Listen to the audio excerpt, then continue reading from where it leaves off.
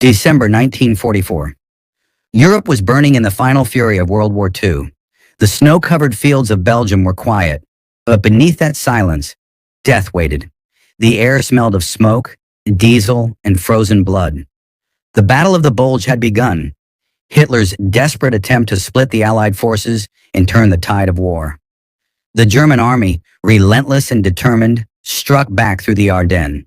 Entire American divisions were pushed into retreat. Chaos consumed the front lines.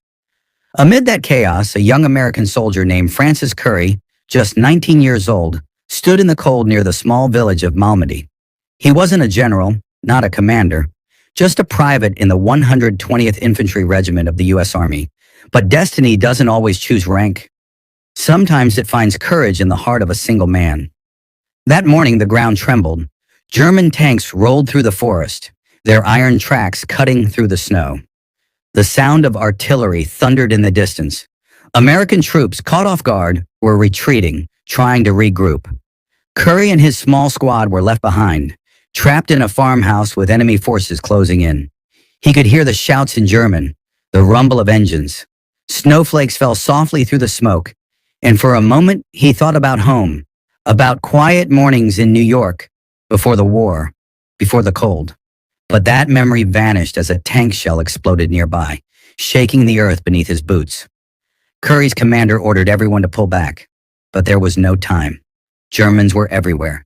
In the chaos, 3 American soldiers were pinned down across the road, trapped behind an anti-tank barrier. Machine gun fire cut the air like thunder. Anyone who tried to move would be torn apart. Currey grabbed his rifle and crawled to the window.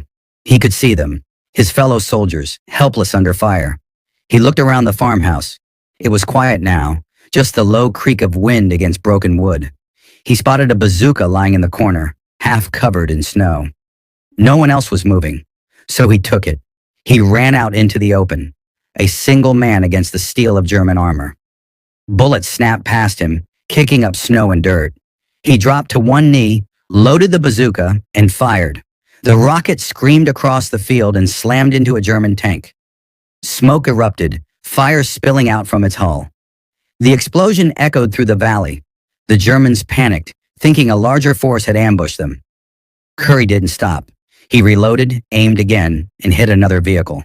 The blast tore through the enemy convoy, and men began to scatter. Currey sprinted forward, dodging bullets, his boots slipping in the snow.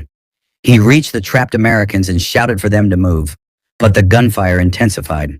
A machine gun from a nearby building pinned them again. Currey ducked behind a wall, his breath heavy, his fingers numb. He spotted a Browning automatic rifle nearby. Heavy, reliable, deadly. He picked it up and pressed against the wall. He could hear the Germans shouting orders, their boots crunching through the snow. Currey peeked out, aimed, and opened fire. Each burst tore through the silence. German soldiers dropped one by one. Smoke and snow mixed in the air, and the young private felt something strange. Not fear, not rage, but focus. A calm born from chaos. He moved from cover to cover, advancing closer to the enemy position. He was alone, yet his presence felt like an army. The machine gun nest that had pinned his men was silenced in seconds. Currey then motioned for his trapped comrades to fall back toward safety. But the fight wasn't over. Another tank rolled in, its turret turning slowly toward him. Currey knew he didn't have much time. He ran back toward the farmhouse, his heart pounding in his ears. Inside, he found anti-tank grenades. He tore one open, pulled the pin, and crawled toward the road. The tank crept forward, its gun searching. When it got close enough, Currey stood and threw. The grenade struck the tank's treads, detonating with a blinding flash. The tank screeched to a halt, smoke pouring from its side. Before the crew could react, he fired the bazooka again. This time, straight through the armor. The blast was deafening. For a moment, there was silence. Snow fell again, covering the ground in a soft white layer, as if trying to erase the violence that had just unfolded. Currey looked around. Bodies and burning steel lay scattered across the road. His squad mates had made it out, alive because of him. But he wasn't finished yet. He could see movement near a barn. Dozens of German soldiers regrouping. Maybe 50, maybe more. He didn't count. He just moved.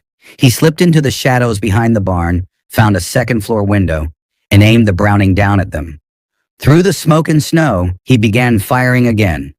Deliberate, controlled bursts. The Germans, confused and terrified, scattered, thinking